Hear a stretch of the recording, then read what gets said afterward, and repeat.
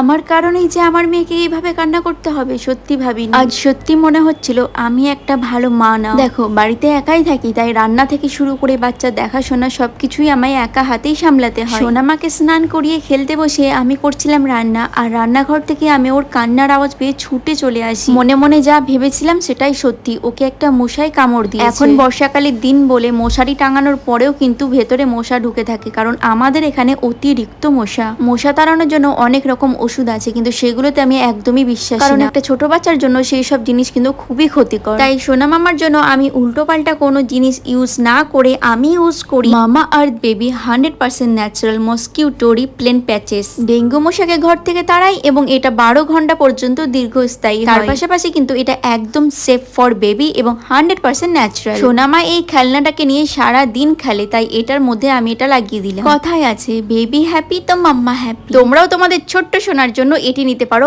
আমার কুপন কোডটি ব্যবহার করে, Priya Akki 2025 for 20% discount. Baby safe তো মাম্মা আর্থ বেস্ট।